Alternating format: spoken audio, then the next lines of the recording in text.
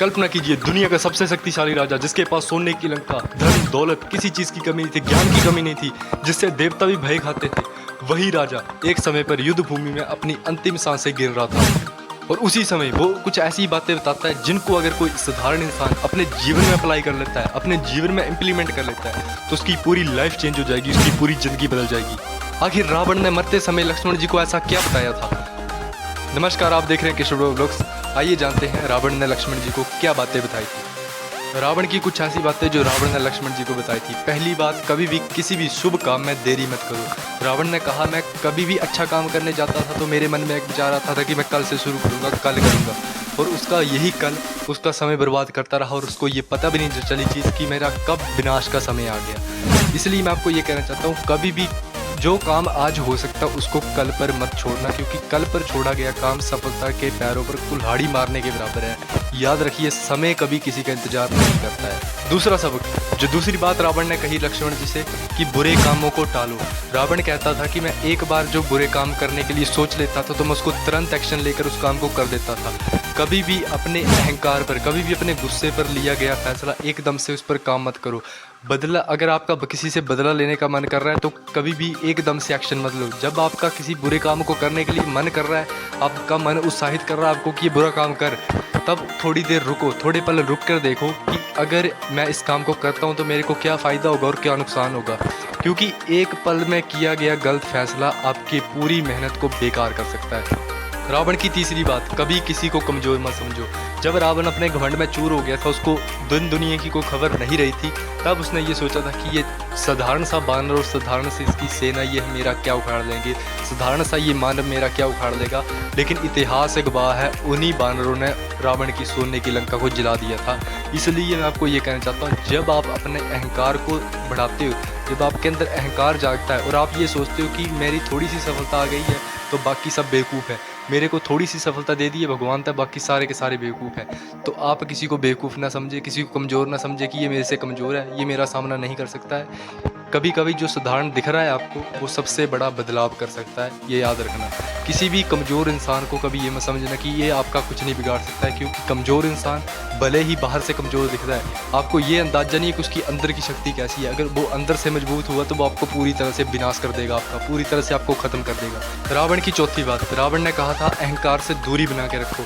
सोच के देखिए, रावण के पास क्या चीज़ नहीं थी, उसके पास किस चीज़ की कमी थी। उसके पास सारी चीज़ें थी जो जीवन जीने के लिए उपयोगी होती हैं, जो जीवन जीने के लिए ज़रूरी होती हैं। उसके पास धन था, दौलत थी, सोने की लंका थी, पैसे थे, हर एक वो चीज़ थी जो जीवन जीने के लिए उपयोगी होती है, जो जीवन जीने के लिए ज़रूरी होती है। लेकिन उसके पास सिर्फ एक चीज़ नहीं थी, वो थी विनम्रता। उसके अंदर अहंकार बहुत ज़्यादा बढ़ चुका था, जिस कारण उसका विनाश होना तय था।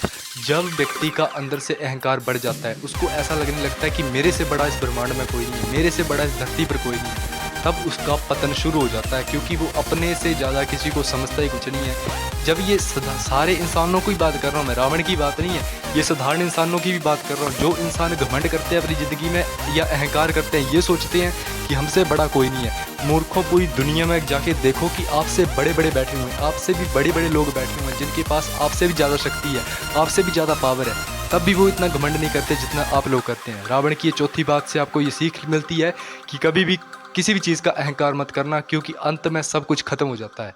रावण की पांचवी बात, सही सलाह को सुनो। रावण को कई बार समझाया गया, रावण को उसकी पत्नी ने समझाया, उसके भाई विभीषण ने समझाया कि मतलब इस अहंकार को त्याग दो, इस अहंकार को छोड़ दो, अपनी जिद को छोड़ दो। लेकिन रावण नहीं माना और आगे चलकर यही उसकी जिद उसके पतन का कारण बनी।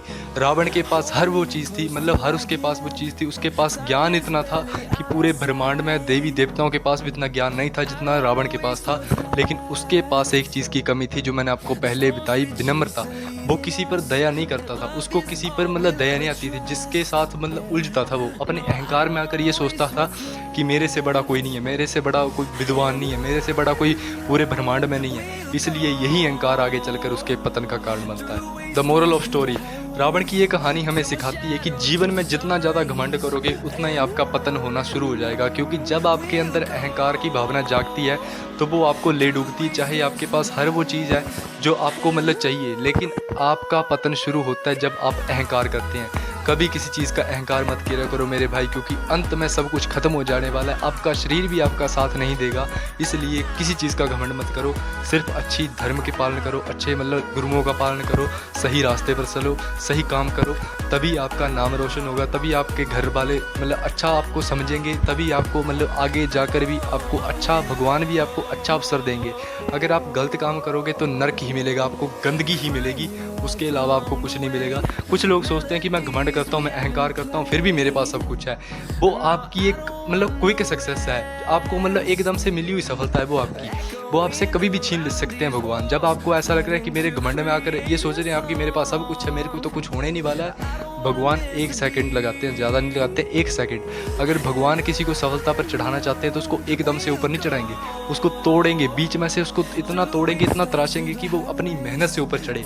लेकिन अगर उसको वहाँ पर जाकर घमंड आ जाता है तो भगवान उसको ऊपर से नीचे फेंकने में भी देरी नहीं लगाएंगे। इसलिए सही रास्ते पर चलो, सही रास्तों का पालन करो, अच्छे नियमों का पालन करो, तभी आप ज़िंदगी में कुछ बड़ा कर सकते हैं। इसलिए अगर आपको ऐसी मोटिवेशन कहानी पसंद आती हो, अगर ऐसा मोटिवेशन आपको पसंद आता हो तो आप इस चैनल को सब्सक्राइब कर सकते हैं, वीडियो को लाइक कर सकते हैं, कमेंट कर सकते हैं, शेयर कर सकते हैं, ताकि आपको ऐसी इन्फॉर्मेटिव वीडियो रोज़ बना के देता रहूँ। जय श्री राम, जय श्री महाकाल।